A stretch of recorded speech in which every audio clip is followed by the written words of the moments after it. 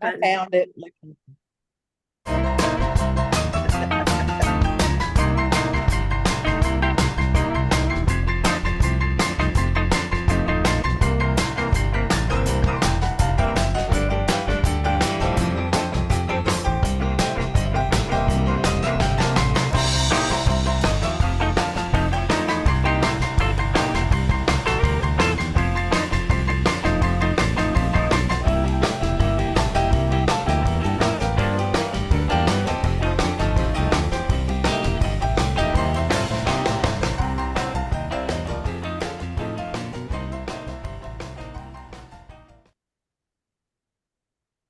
All righty, here we are at the Crystal Point Studios. Is that what I always say? No, That's not what Chris, Clear Point Crystal Crystal Studios. Studios. Yes. So, and we missed a week or two of our podcast because we're busy people and we can't always stop for you guys, but we try to. So we got Luann Morris with Herbal Lou, and we got Matthew Pierce, Dr. Matthew Pierce with Metaphysical Events, and we got Deborah Colleen Rose with Smiles Events. And today we actually have a real topic we're going to talk about. Now, we really always have topics, but we just don't always tell you. But today we're going to talk about forgiveness. I forgive both of y'all. Oh, thank you. What do we do now? Everything. You did everything. So anyway, this seems to be a hot topic all the time because forgiveness is something that I think we all want to do and practice, and we especially want to be forgiven, but we think as a group, we've had a little bit of discussion, we think this is really hard and we don't think people do it well. So jump in, you two. Well, and it's is it enough just to say, that was not my intention? I'm so sorry that you feel that way, or that happened, or I made you feel that way. Is that sufficient? If you killed me, that's not enough. You're going to have to bury me. I always carry a shovel. Me too. Well, I mean, all of that, but I think the forgiveness is a lot deeper because it goes into is forgiveness forgetting? I don't think it is. Is it like enough to say I'm sorry? Or does it go further than that? Did you break the trust that you had with someone? So how does that get repaired? So all the things, all the facets of forgiveness is what I think that we kind of talk about, but we never really discuss it because it's a tough conversation. It's a tough conversation to have. So what level?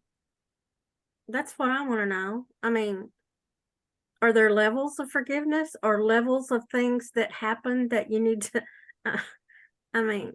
I think it's kind of situational. How you define it, of what even needs to be forgiven. I think there's a difference in drama and trauma.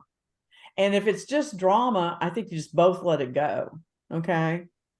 Trauma causes a wound, a pain, a hurt that doesn't heal easily, that can be carried into the future.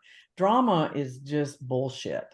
And I think that the world is wrapped up in a lot of bullshit these days. Oh, yeah. Well, okay, so let's try to keep the topic inside of the trauma area. I mean, because I know that all of us have had drama, forgiveness drama, so on and so forth. But let me give you a little personal story, and I kind of want to discuss this if this is okay. Good. I love your because well, I mean, not many people know my background. I mean, I am a kidney transplant recipient. So there was a time in my life that, I had to have someone take care of me. It was imperative. I couldn't do the things for myself that I needed to do. And so I did move back in with my mom. Okay. And after not living with her since I was, 16 years old, here I am in a situation where I'm having to rely on her. And it was not a good experience. It just was not a good experience whatsoever. It got to the point where she believed that I should be relying on her for everything. Okay. Here I am. This was when I was about 37, 38 years old. Actually, no, that's wrong. It was into my 40s.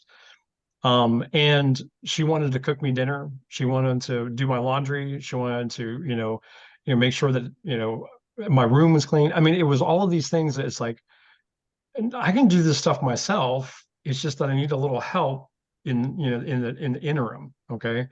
Well, after I got better and I actually made the decision to like, okay, well, I'm better. I can move out and I can be on my own, is when everything just blew up.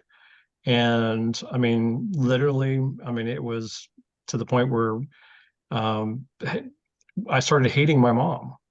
And so I'm at that point in my life right now that I'm looking at all of the situations that happened and go, how do I forgive this? How do I move on from this to the point where I can possibly have a relationship?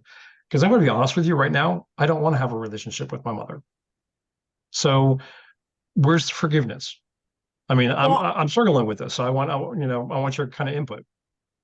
I have some input because I actually went over this with my grandchildren a couple of weeks ago, like I shared with y'all earlier, about what, the Bible has wonderful things about forgiveness. But my problem with church and the Bible and stuff is that while it gives practical guidelines for living, it doesn't appeal to the psychological needs of giving you the steps on how to do it.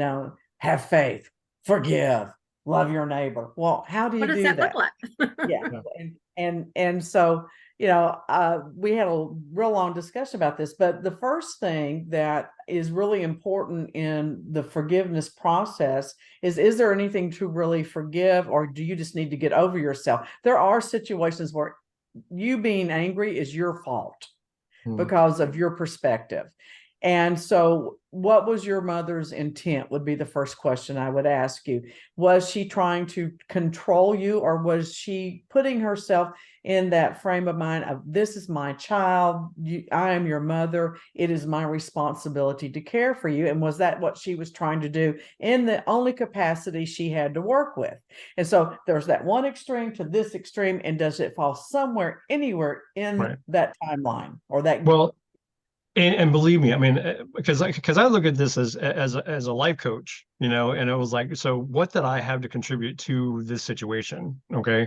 And what energy did I put into it? And I've looked at it from that standpoint as well. And like some of the scenarios inside of it. I mean, I had a wonderful teaching opportunity at one of the shops in the mid cities area. And I was teaching classes 3 or 4 times a week. Okay. And then all of a sudden that went away. It just like, I was told to turn in my key and never come back. And I never knew what happened until later, found out that my mother actually went to the store and Oh, had words with the shop owner about me being dishonest and me taking money and me stealing stuff, that I would show up at home with things from the store that he might not have noticed was missing. I mean, and so, I mean, it was like all of those things. Okay. I was part of a group that I was amazingly happy in. Okay. And she invited the group leader over to the house to make her aware of all the things that I would do to her. Chase her around the house with knives, lock her in her room until she defecated on herself. All of these things. Okay. And That that didn't in happen. turn yeah. And that in turn got me ostracized from the group. And I lost like 20 friends can we share because, some information about your mother with people that are watching this? Is that sure, okay? absolutely. That's fine. So Matthew has shared with Luann and I in several occasions that your mother has mental illness. Yes, that's correct. And so Matthew has personal experience with mental illness. I have personal experience with mental illness in our families. And I'm going to tell you, forgiveness is really difficult dealing with mental health issues, because first of all, when you are in the midst of a relationship with someone with mental illness, it's hard to separate the person from the illness. Yes. Like And here's a perfect example of how that works in our language. If someone has cancer, you go, well, they have cancer. If someone has a mental illness, you go, they're mentally ill. We don't say, oh, my child is cancerous. Now think about the language and what it says. My child is cancerous. We don't say that. My child has a cancer. They have an illness. My child's mentally ill. That is so powerful. So powerful. And so as human beings, because of the language that we use in describing these scenarios, it is difficult to say, this is the person and this is who they are in a healthy state, and this is their illness, and that's not them. And until you get to that position where you can really define those boundaries, I don't think forgiveness is possible. I'll be honest. Yeah. I mean, and this is, I remember you saying one time, because my mother was diagnosed with, she is a narcissistic sociopath. She has narcissistic sociopathic disorder. And I remember we had a conversation, Deborah, you and I, where you said, well, I really don't think that there, narcissists exist in this, to the point of what society, and I kind of went, She no, was diagnosed. I'm talking diagnosed. about they say, oh, I can't have a relationship with them because they're narcissistic. Well, how do you know that? Yeah, and I think that, but when you actually do put it like you put it, that it's a mental illness. It is a mental illness. Okay. Do we have? I mean, I don't think there's anybody out there that doesn't have some sort of mental illness or some sort of depression or anxiety or whatever else that is. Okay. When it gets to the point where you literally tear other people's lives apart is when it gets difficult. Yes. And so forgiveness for me is, it's almost out of reach. I'm thinking it's almost out of reach, because how do you deal with, like, just what you said? It's a mental illness. How do you forgive that? How do you get past it? How do you deal with that and manage that? So for me, it's been very difficult. Mental illnesses are not seen like cancer on an X-ray or a sonogram, so we don't actually see that. And yeah, we do. We see it in real life in our relationships. It's just not in a medical that we can see it. But Deborah, people say, oh, they're acting. Or they're acting out. They're not, yeah. They're doing it for attention. Yes. That's the one that gets me. I've taught probably thousands, literally, Matthew, thousands of parents across the country on how to be better parents to their children that have a mental illness. And, the one thing that I heard so often that just really stuck with me is that, well, my child threatens suicide all the time and they just do it for attention. And I'm like, fuck it, give them attention. And they're like, well, what does that look like? They are threatening suicide, you call 911 and you get them attention, because here's what's going to happen. One, they really are suicidal and they need help. Or two, if they're doing it for all the wrong reasons and they don't like being in the hospital, they'll never threaten it again. So one way or another, you're going to have a positive move forward. And a lot of people had a hard time wrapping their head around that. Other people went, you're right. And it works. And I got a lot of positive feedback about that. And, I'm not saying that that's right 100% of the time, but I did have the nickname of Suicide Queen. And it was a positive name because I would work with these teenagers that were constantly suicidal or threatening suicide. And I would work with them about responsible death. Knee-jerk reaction from a lot of people on that. And it worked, though. None of the kids I ever worked with ever attempted suicide. And I'll tell you, one of the things I did is I made them draw up a contract for their families that said if they ever were going to commit suicide or thought that they might, they had to have a responsible death. They may not have been responsible in life, but the one thing they could do is end their life responsibly. And the way they did that is they notified their loved ones and gave them a chance to tell them goodbye. that totally rewires the brain. It totally rewires the way they approach what's going on. Okay. And my own child did that to me. My own child called me at 3 o'clock in the morning, says, I'm on top of the ridge and I'm calling to say goodbye. And my legal brain snapped into, and I said, that is not the intent of the contract. The intent of the contract is you have to look me in the eye and you have to tell me goodbye. So you stay where you are. You go to the foot of the bridge. I will meet you there. We will say our goodbyes. And then if you need help, I will help you. Okay. That's what I said.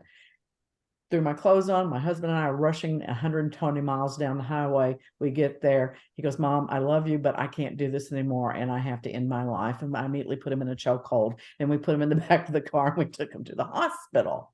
But that fucking contract saved his life. Yeah. You know? And God, we're on a rampage. I'm sorry. Well, let me ask you this. Okay, after that has happened, you know, actually, let me kind of restructure this, because I do have a friend that her daughter, I mean, right now, I think she's on her 12th visit to like a place for her to get help, Right. because she like actually swallows razor blades and I mean all kinds of stuff Oh, in order to like get attention, yeah. you know. And so it's like she has done, I mean, as a mother, she has done everything that she could possibly do. And it's now to the point, and then bringing it back to forgiveness, is that she's at her wit's end. She's like, how can I forgive her? How can I forgive her? She has put me through so much right now. How can I forgive her for doing this? And so not having the energy to be able to do what you're saying, okay, and being resentful to your child because they have a mental illness, you know, that's tough. I mean, here I am a child of a person who has a mental illness, not the other way around, but still forgiveness. How does that work into all this? Well, you hit the nail on the head earlier, as far as the first step, I think, when you said, what did I put into this relationship? Yeah. And I think that in honesty, that we will find that if we analyze this and we are sane people and we are people that always had the best interest at heart, that we'll find that 90 to 95% of the energy we put in was positive. And there's maybe a 5% leeway there, things that we could have done better. Because I know I lost my temper many times with my children. For sure. And, you know, and there was physical encounters. And my kids were bigger than me. So I you know, at that point, so I was always going to come out on the losing end on the physicality if that happened. And so there was just a lot of trauma there. I had to forgive myself as a parent, because not only did I feel inadequate because I was not getting the results I wanted, my children made sure they told me what a horrible parent I was during their illnesses, when they were having their illness.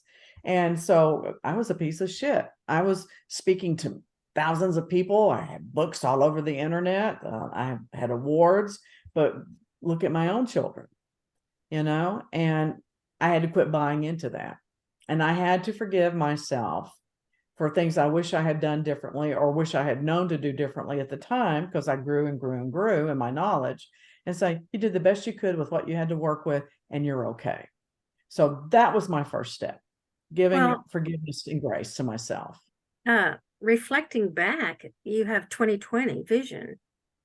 So you have to know that you did the very best you could at the moment.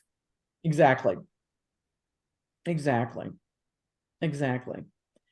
Luann, what if you don't have that capacity? I mean, literally, what if you don't have that capacity of years later looking back and saying, okay, I just did what I could do?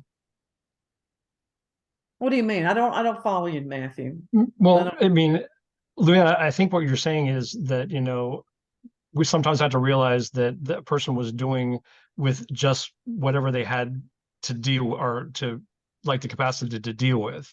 Well, that and the they did the knowledge, best that they could do. What kind of knowledge did you have to work with it? Yeah.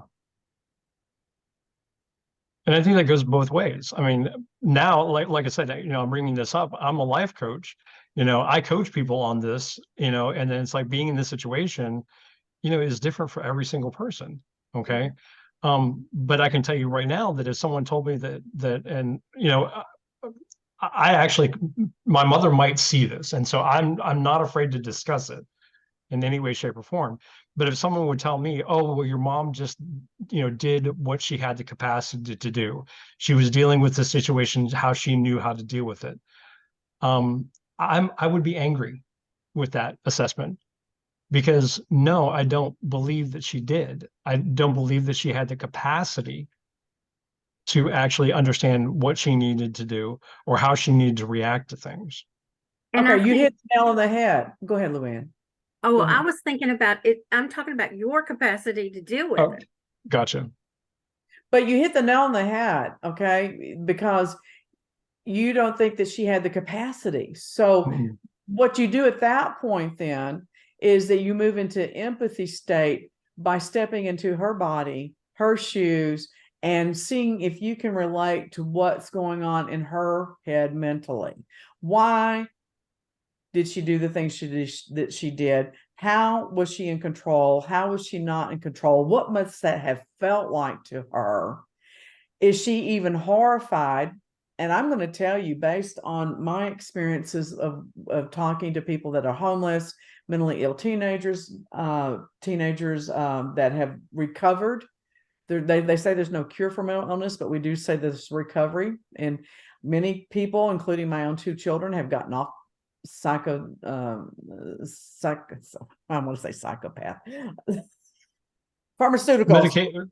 Yeah, medication. Medications for And so they're in recovery and they have good lives, but being able to try to some level, some capacity to see what it must have felt like to be them was the first step that I and many other parents that I worked with started the process of forgiveness, because you're not the only person out there that's mad at someone who has a mental illness, because we're just not geared for that, and used to, mental illness was explained as someone being demon possessed.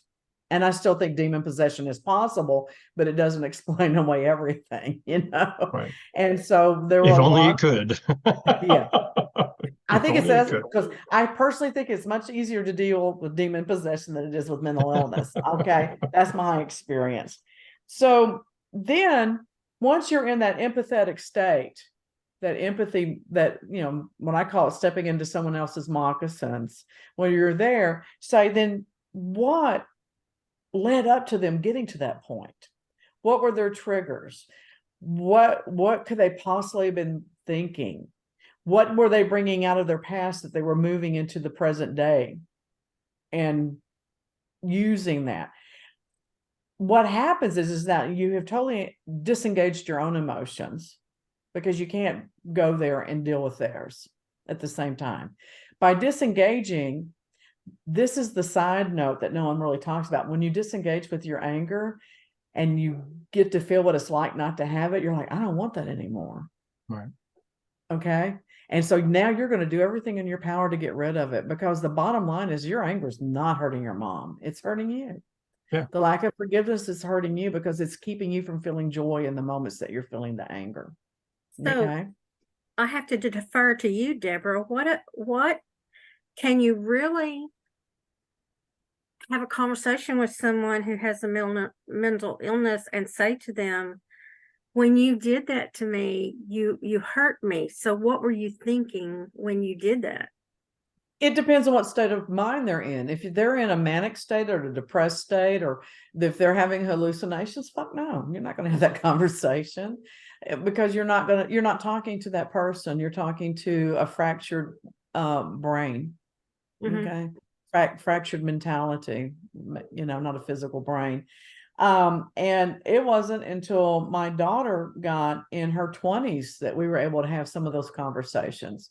And it has been a process, and it has helped my healing over the years when she's come back and go, I'm calling you, and you know how I hate this, but you were right.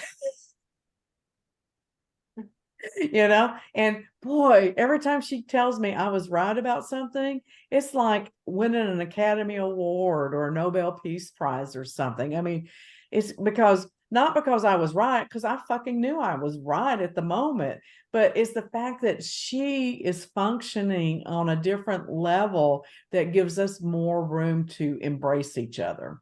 I'm preaching good here, I'm telling you. But you know, so but that also means how healthy she's getting, you know?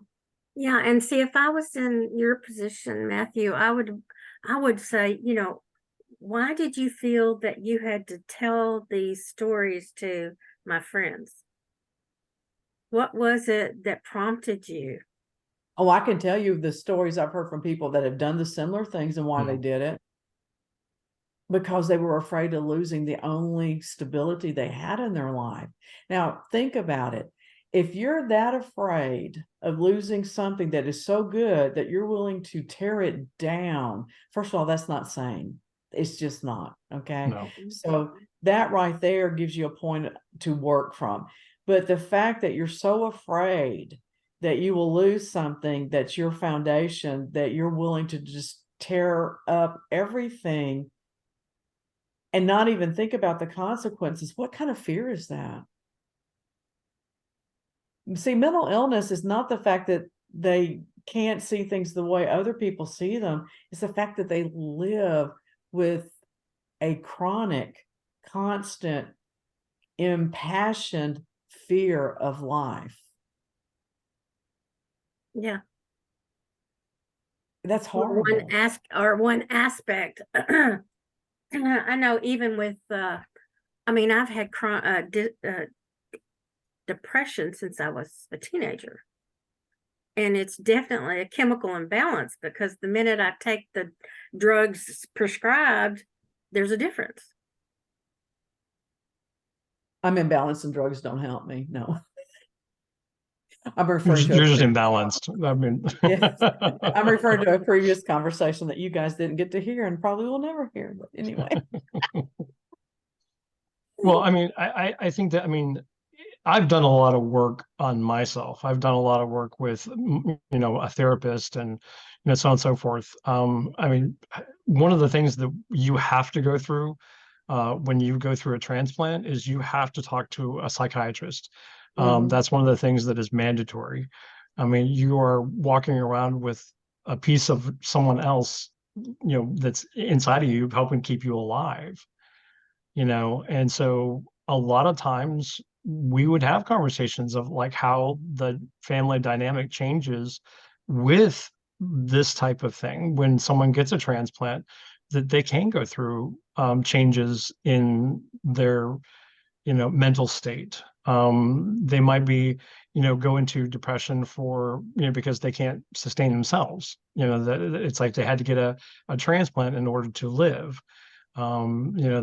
The family members can have resentment, towards the person having the transplant because, maybe they received quote unquote special treatment or, whatever else like that to survive. So we've had all of those conversations. And, I look at myself that, I'm educated, and I pride myself in having the ability to step back and go, okay, Matt, where's your part in this? Okay. And I'm telling you, right now, this is the point that it doesn't even make sense to me sometimes with how the reactions came to me, saying that I wanted to be independent and I wanted to move out, translated into I hate you. You were leaving her. Yeah. And you'd already left her once because you were an adult. So whatever trauma that created for her in her ill mind, you recreated that again. And I'm not justifying what she did. I'm just seeing the process. No, I get it. I get what you're saying. And I don't want you all to take away that I hate my mom. Okay. I didn't think that at all. Are you trying to figure out about forgiveness? Exactly. Do I want to have a relationship with her to the point where, she's coming over and we're having dinner and everything like that? No, I don't. Because every single time. That's not forgiveness. They're two separate things. Well, but what I'm saying is that I'm not to the point of forgiving her to the point where I can have a normal relationship with her. Well, you can actually forgive someone and not have a relationship with them. Yeah. I've done that with my ex-husband. You know, I mean, my ex-husband was grossly abusive to me emotionally, my daughter's father. And I've had no contact with him in 27 years. I have no ill will to him, though. I really don't. I don't think about him at all, really, unless my daughter calls and asks questions about things that she wants to know about him and stuff. And so, you know, that's, you know, and she'll ask me, she goes, well, did you forgive him? I'm like, oh yeah, years ago. And she goes, why? I said, because it was too much work to hate him, you know, and it took up too much time, my time. And how can I hate him and love you? Because you're a part of us. You're a Right. part of him, you're a part of me. And that would not have been fair to you energetically or spiritually, you know? So in essence, it's not fair to you energetically or spiritually to have these feelings towards your mom because you're a part of her as well. So it's still all about healing you with the forgiveness. And you know that. I'm preaching to the choir here. I know that. But none of these people know it, so I'm saying it for their sake. You know, but I mean, okay, so we were talking even about around the holidays and things like that. I mean, like a lot of this stuff happened at Thanksgiving. And so that it's kind of like on the forefront of my mind right now. And it goes beyond just my relationship with my mom. My sisters don't talk to me because my mother had similar interactions with my sisters. You know, I was told that my niece has actually been in counseling now for years. You know, so it's just one of those things that, you know, it has affected wide, you know, some Right, of those. right. I would love to have like a relationship with my sister, but I haven't talked with her in 10 years. Why has that affected the sister relationship? Do you know? Something was said, something was done. And I don't know, I was always the peacekeeper, you know, so I always tried to make sure that everybody was seeing everybody else's side, that, you know, it wasn't a blame game or whatever else like that. And I think that by me doing that, you know, that it caused a wedge between, you know, a couple of my sisters, and that they didn't like it. And I've never been able to get out of them, okay, what exactly did I do, you know, to cause this? You know, and again, that goes into my relationship with my mom. It was like it has to have been something that she said or something that she did that caused that break between me and my siblings. Well, So that's interesting because I don't speak with my I have two brothers, one's passed, one's alive, and he quit talking to me when my mother moved in with me, and you know, so I have to assume it had something to do with that, but I don't know why. But you know, honestly, my brother's not very nice, so I don't care. yeah, You know, it's hard to have that conversation. You know, I know there's a lot of things that I'm like, look, sometimes I can be really clueless, so you need to be specific with me. And as Deborah says, explain it to me like I'm a toddler, you know, help me understand what happened. and I've actually tried that. You know, I was like, just tell me if you don't want to talk with me after that, that's fine. But I have no idea. And so, you know, I have this nebulous void in my life as far as, you know, family, you know, because I don't know what's going on. And so I guess, I mean, I'm not trying to put, you know, all my laundry out there for the world to see, but I'm human and I struggle with forgiveness. I struggle with why people treat other people the way that they do. You know, and it's just like I try to make meaning of this whole relationship with my mom, Mhm. and I have looked at it from many, many different angles. And the only thing I can say is like, okay, well, I love you, but you can be over there. Well, let me go over these points if you indulge me on this. These are the points that I came up with for the grandkids when we were talking Please. about this. And I don't think it's a complete list by any means, but I think there's some good ideas here. And the first one was practice empathy, that we talked about, seeing things from their perspective if you can. Now, when you're dealing with mental illness, that's really difficult because it's hard to wrap your head around what they see as reality or how they perceive things. Like, one of the things that we used to teach in our class is that sometimes, depending on the state of mind they're in, you do not smile and show teeth, because many times they're engaged into their animalistic nature. And in the animal world, showing teeth is a sign of aggression. And I've actually experienced someone in that state and smiling at them with my teeth, and they're like, "Don't you dare bite me," and come after me, thinking that I was, Being that type of. aggressive. Yes. So getting in their state of mind can be very difficult, very, very difficult. The others, ask yourself, how could this come about? What are the circumstances? Does it make any sense? Would you have reacted the same way while you're in that empathy position, seeing things through their eyes? Would I have reacted the same way and done the same thing? And I'm going to tell you that if you were afraid you were losing everything in the world and you were going to be unsafe, I think you would find yourself doing some really desperate acts. Okay. If you add the component of mental illness in there, because the skills are totally different. Something is just, and I thought this was really the best one of them all. Reflect on times that people have forgiven you. What did you do and why did they forgive you? And how did that work for you? Writing in journals, praying, guided meditations, talking to a professional or a compassionate spiritual friend or mentor, or even an impartial loved one or friend, but having them give you insights and perspectives. Because I know that Luann and I talk a lot, and I'm like, "Luann, well, did you think about this?" "Well, no, Deborah, I didn't." "Well, that's a weird perspective, but it makes sense," because her filter system and mine are totally different on so many things, but we're still able to get to the end of the golden brick road. We just do it from different angles. I go down the left side of the street, she goes down the right side of the street, type of thing.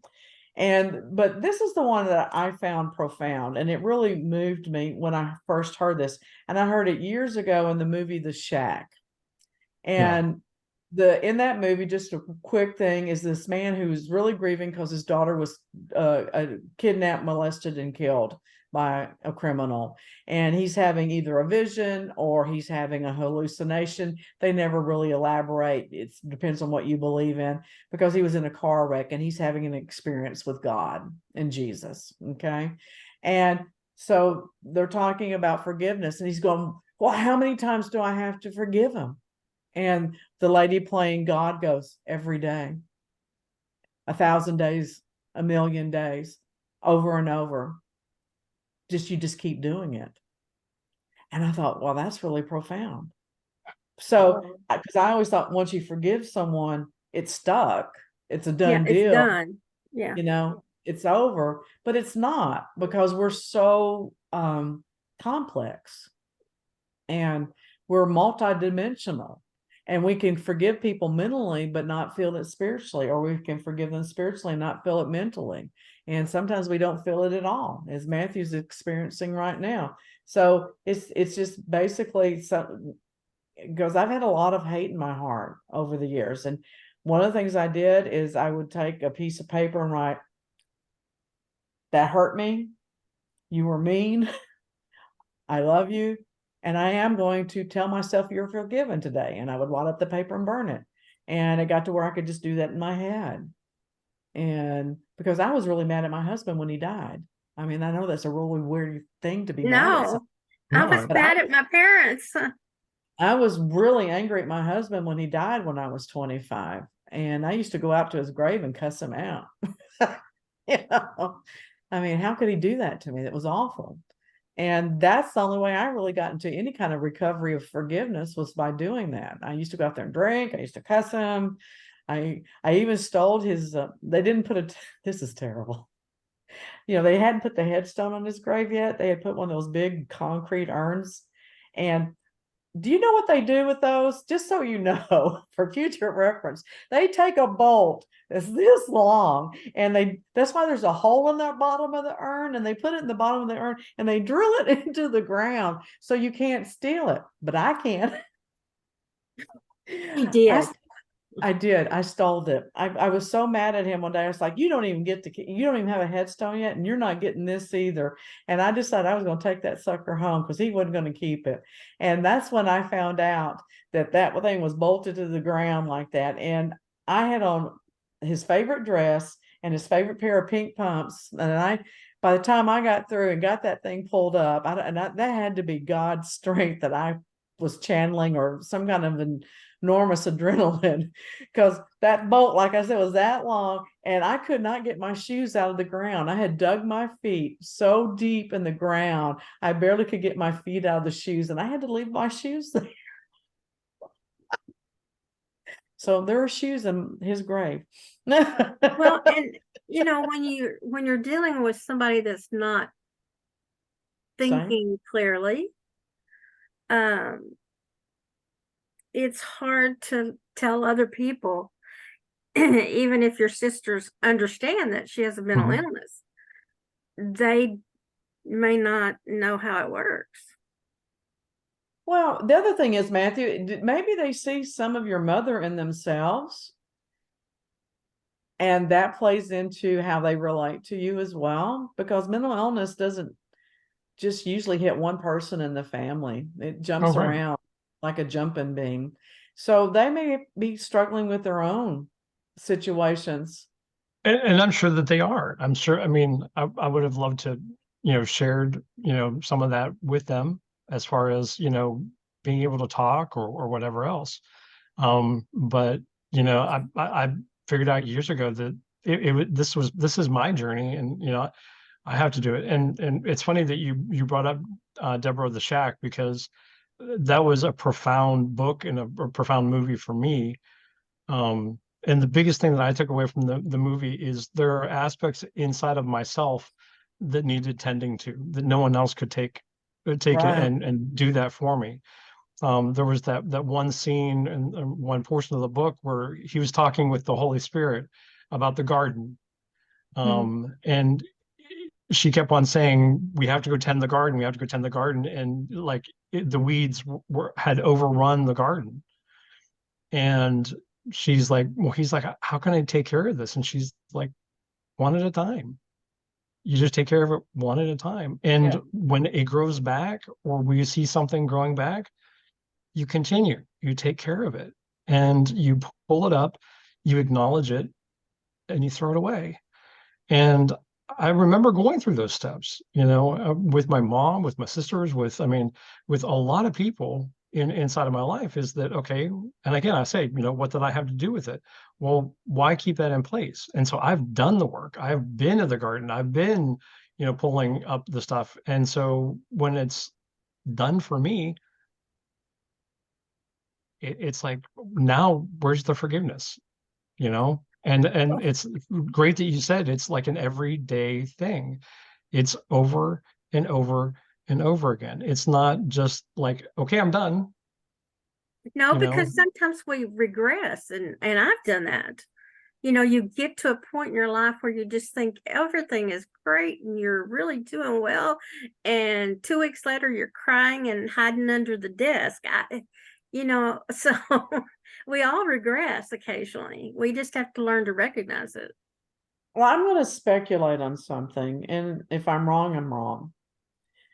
But I remember you telling me a story about your mom when you were a teen. A couple of your stories, and I just thought they were incredible. I did. And you thought they were incredible because I could see it absolutely. in your face, and I could hear it in your voice. And I wonder if you have considered the fact that your mother is dead. The mother that you knew is dead, and have you grieved? And maybe that's the foundation that that's actually a really great point. Yeah, she's no longer I'm emotional. That's a really great point. Is that, is it that I'm struggling with forgiveness, or is it I'm struggling with grief?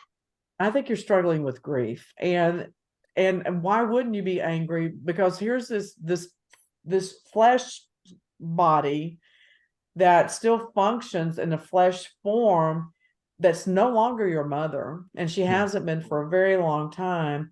But yeah, it would seem weird to grieve, and you haven't had a ceremony.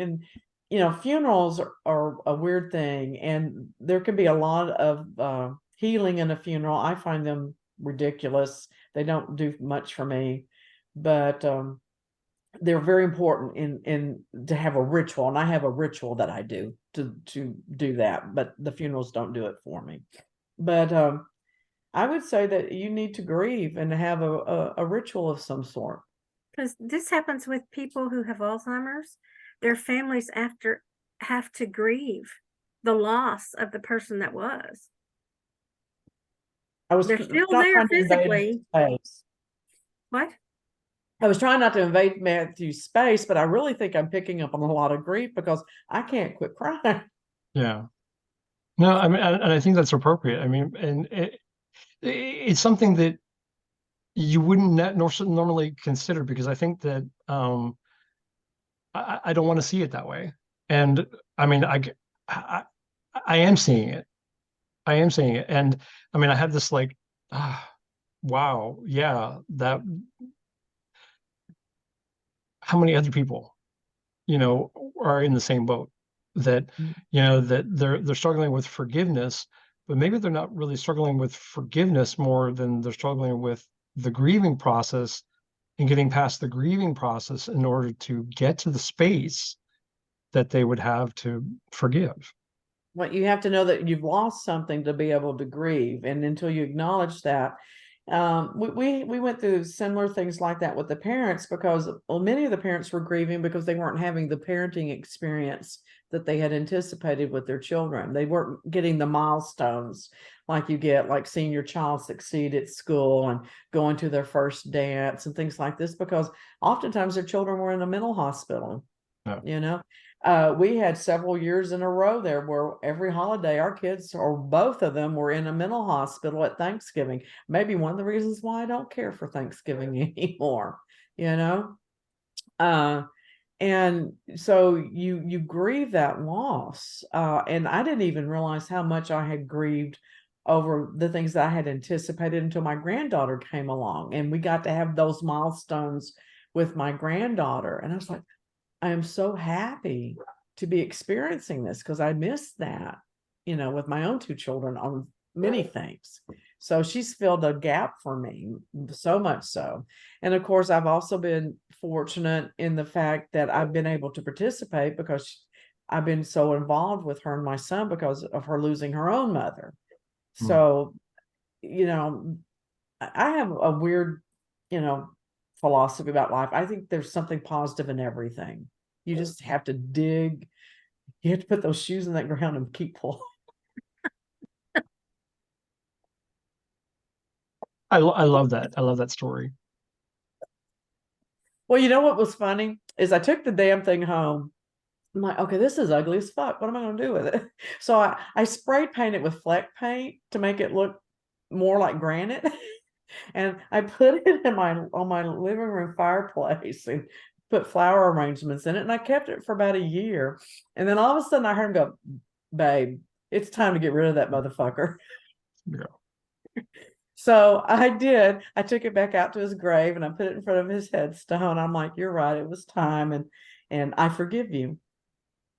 And the sense of peace that came over, because I finally accepted he was gone. Took me a long time. And every June, I still grieve for him for 3 days. Every June.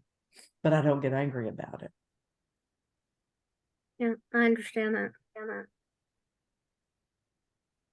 So with this revelation,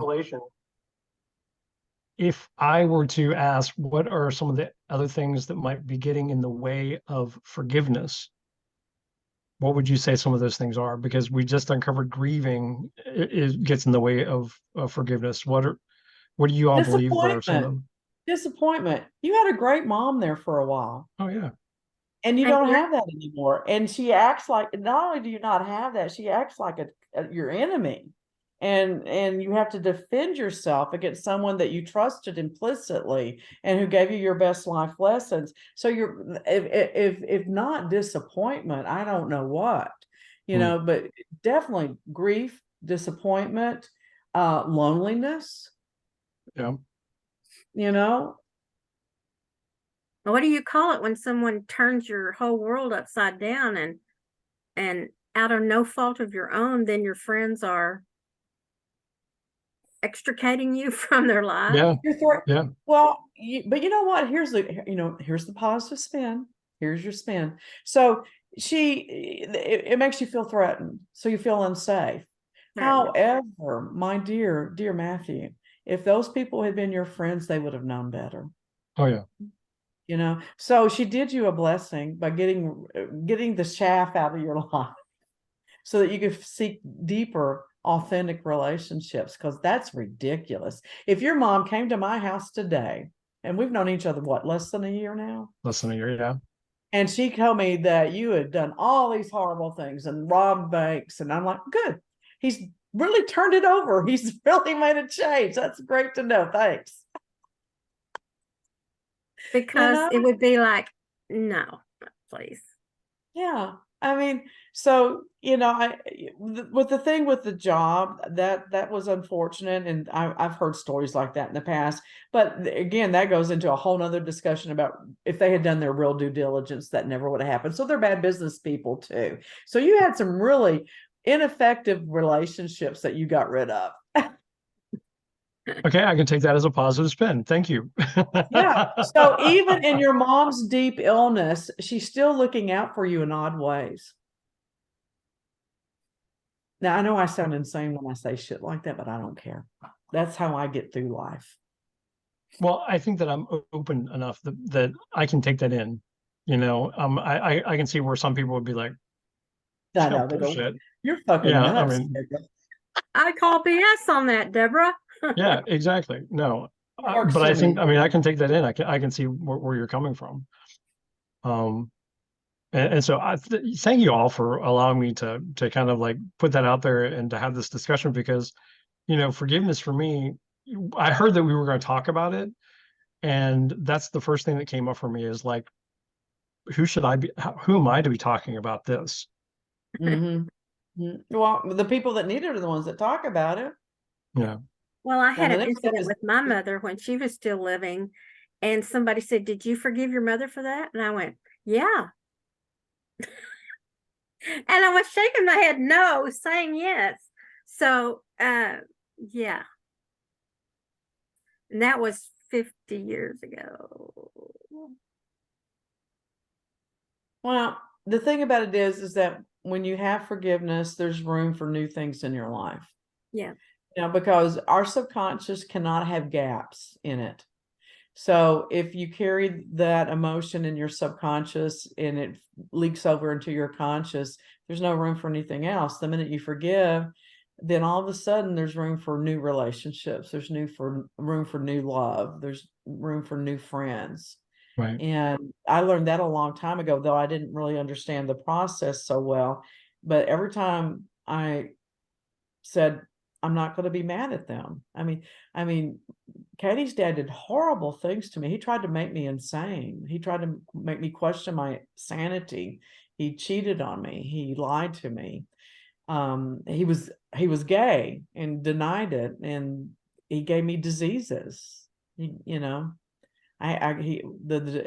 me a disease. My mind went blank. But anyway, it causes cervical cancer, and it's rampant that men get it, and they don't usually have much from it, but it creates cervical cancer. And so when I got pregnant with Katie, with all those hormones running in my body, it just escalated, and I went from stage 1 to stage 3 in 2 months.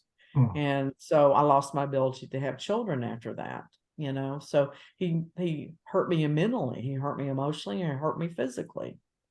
And so I figure that if anyone has any reason to hate anybody, I've got as good a reason as anybody. But what would that do? Well, I think that it manifests other ways in your life and makes you miserable. That's what I think. Yeah, hate well, I did because I did hate him for a while. I did. I'm not a guru and I'm not a nun.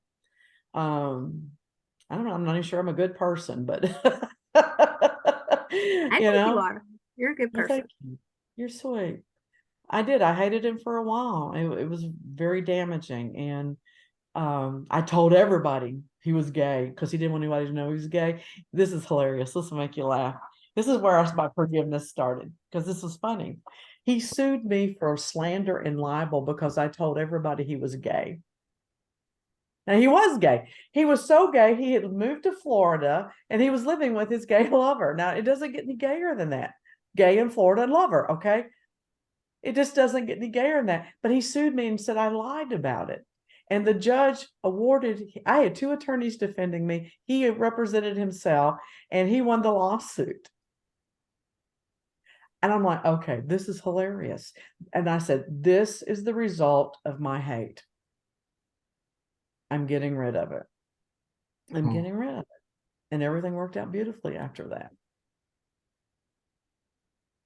So that's my experience. That's quite the experience. But if I ever got sued for being gay, I'd be found guilty. I'm sorry. Well, he wasn't found. I wasn't gay. I'm saying that if I got sued for being gay, that's the thing. But I got that, sued for. okay, so but that does bring up a question for me though, just the whole like what we bring into our lives. Because I think that, you know, I can kind of see a parallel between this whole thing with the forgiveness and grieving, you know, with my mom, Mhm. that there's some kind of energy there because the people that have been coming into my life, like in recently, like as I've been working on this, okay, are kind of under the same umbrella. Like the people that are very narcissistic, that are very controlling, that are very, you know, they have their own idea of how I should be reacting and how I should be doing things. And so I know that when you focus something, you're focusing your attention on something, you get more of the same. That's just a natural law of, you know, of the universe. And so, I mean, I can definitely see that I'm working on something because the people that, you know, I need to be working on this with, you know, are kind of showing up in my life. And I've had occasions that I've just had to say, I'm sorry, I can't continue. I can't continue this relationship. I can't continue this conversation. You know, I have to take and step back because this isn't healthy for me, you know. And I'm sorry if it makes you angry that, oh, I thought I saw possibilities. Right now, I can't see that. And you know, I told one person, I was like, listen, I have been hurt so bad by people so close to me, okay? And I'm seeing some of the same red flags with you that I saw with them. I'm sorry, I'm not going to do that again. I just can't. Well, so you just nailed it all on the head. So when you are able to work through this on more than just an intellectual level and on that spiritual level, I think a lot of that will shift for you. Mm. Because let me tell you the rest of my story very quickly, because I didn't forgive him as quickly as it might have sounded like I did. I wound up marrying another man that cheated on me because I didn't really care that my ex-husband was gay. I cared that he cheated on me, and I tried to salvage the marriage and find some way that we could compromise and keep the marriage together because I loved him deeply. And that didn't work. And so that's when I started screaming to high heaven about all the things that were wrong with him because I could not accept that he was leaving me. Could not accept that. So again, I reproduced a similar situation and married a cheater. When I learned to practice, and I love the way that the phrase is practice forgiveness because it is a process and you have to do it over and over sometimes. Then I was able to get in a relationship that I just celebrated I'm celebrating today, my 27th wedding anniversary. Congratulations. Yes. So, you know, I don't think that would have happened for me if I had not forgiven him. I don't think it ever would have happened. So the caveat to that is when you are when you are in the process of working on forgiveness, the universe is probably going to show you all the other places that you have a weakness for that as well. So, I mean, that's what I've been experiencing. So, Well, I think it's just that you just draw that energy to you. There's a yeah, magnet. It's like a magnet, and it just draws that to you because that's the pattern you're comfortable with. You know it well. You're doing it yeah. well right now. And so you've got to change to another pattern. And then your magnet will draw another pattern to you. That's what I think. I'm laughing because that's where I am. Your magnet's broke. No, I'm attracting things that I don't want Yeah. because Yeah. because I know what it's like to be in that kind of relationship. And so I attract it. So I'm saying no to things that I probably haven't said no to in a couple years. I'm gonna Nope. zip it up. Zip it. Just zip it. Well, Well, Deborah has really helped me work through a lot of it because she says things like, Oh God, don't tell them. What do I say? "Are you in your integrity by doing that?" mm, And I'm like, "Shut up." He does tell me to shut up a lot, but I don't call me on the carpet like that. Is No. that No, honestly the way you feel? well, the one I'm starting to say now that I like better is like, if you were your own best friend, what would you tell your best friend? That's the one I like now. And then when she gets really stubborn with me and just won't budge, I'm like, oh, I'm just calling bullshit on that. I go back to my roots. So, all right. So I didn't turn the summary, the AI summary on. So I need someone to write a summary to put up with the video when we post it on YouTube to email I it can do to that. me. I can do that. That's not a Thank you. problem. Because I'm exhausted. Y'all made me work today. Oh, you see what I got on? There's a story. I was at a NLP seminar this past week, and there was a man from Singapore who is from India, but he grew up in Singapore. And somebody wants to keep calling me; they're bugging me. And he just came up to me during one of the breaks and says, "I can tell that you are a spiritual warrior." But now we had not talked. I have not spoken out in class, so we've had no verbal exchanges of any kind. And he goes, "I want to give these to you. There are mala beads, and I just think you could use extra protection because of your spiritual Oh, warfare." And he's also took my address, and he said he was going to mail me a prayer necklace, which I'm not really sure what that is exactly, but he showed me one that he had, and it was a beautiful piece of silver work with a silver tube that was scrolly looking and everything, and you could open up, and I guess you write a prayer and put it in there, and then wear that necklace as well. But he took these off his own neck. They're sandalwood. They smell really good. I love sandalwood. It's my favorite scent. So I wear these every time I can, and I've been wearing them since he gave them to me. So it's That's those kinda time nice. frames that those little gifts that the universe drops in your lap. I mean, yeah, I love those times. yeah. It's nice to feel like you're seen sometimes.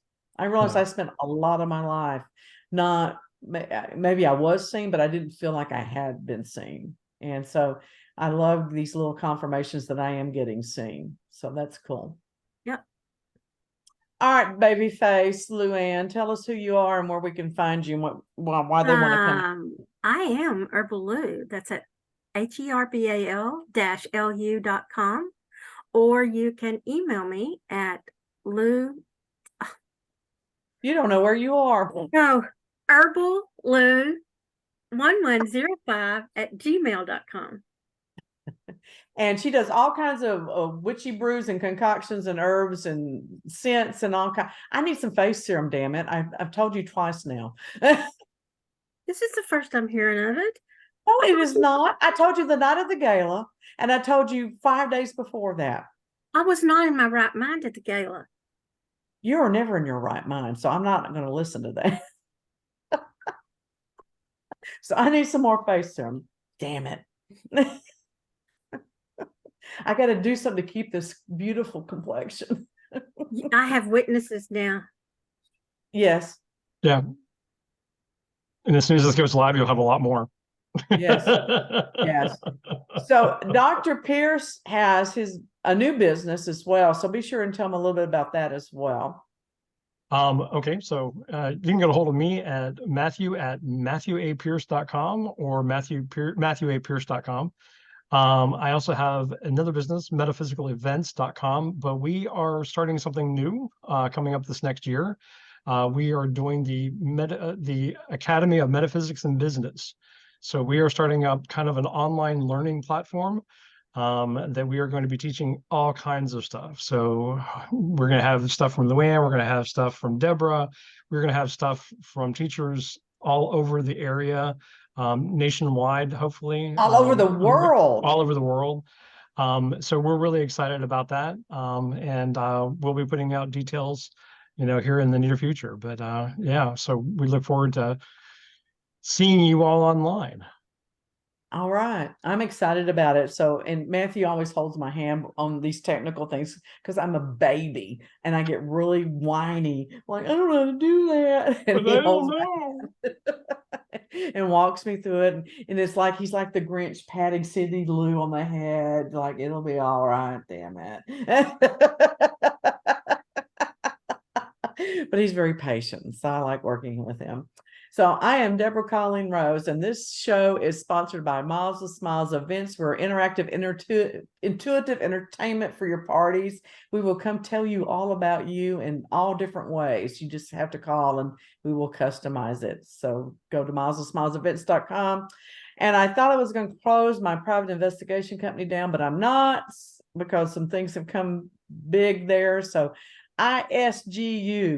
isgu.com, private investigations. And also just started a new business doing land developments, but don't call me about that. So I'm not talking to y'all about that. We're not talking about that. But I did come to a decision this month. I am going to start doing my spiritual coaching again. I'm not sure what that looks like, but I am going back into spiritual coaching.